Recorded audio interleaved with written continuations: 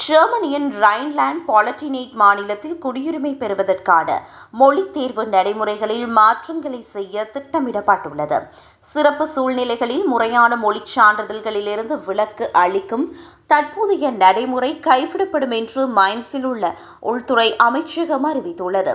இதுகுறித்து சட்டப்பூர்வமான வழிகளில் எவ்வாறு செயல்படுவது என்பது குறித்து அமைச்சகம் தீவிரமாக ஆராய்ந்து வருவதாக தகவல்கள் வெளியாகியுள்ளன. இதன் விளைவாக இனிவரும் காலங்களில் குடியுரிமை பெற விரும்பும் அனைவரும் கட்டாயமாக மொழிச் சான்றிதழை சமர்ப்பிக்க வேண்டியிருக்கும் நிலை உருவாகும்.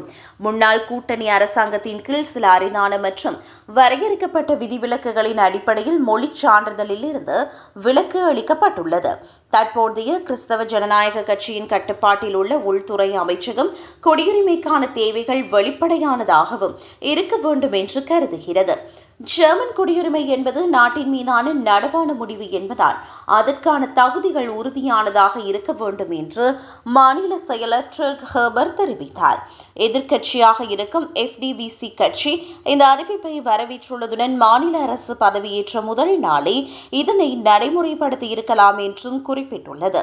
பல்வேறு குடியேற்ற வரலாறுகளை கொண்ட நாடுகளைப் போலல்லாமல் ஜெர்மனியில் ஒருங்கிணைப்புக்கான தெளிவான கருத்துரு இல்லை என்று FDP தலைவர் ஸ்டீபன் தோமாஸ் சுட்டிக்காட்டினார். சமூக அக்கறையின் பெயரால் இதுபோன்ற நடைமுறைகளை கண்டும் காணாமல் இருப்பது குடியேறுபவர்களுக்கும் ஜெர்மன் சமூகத்திற்கும் இறுதியில் தீங்கையை விளைவிக்கும் என்று குறிப்பிட்டுள்ளார்.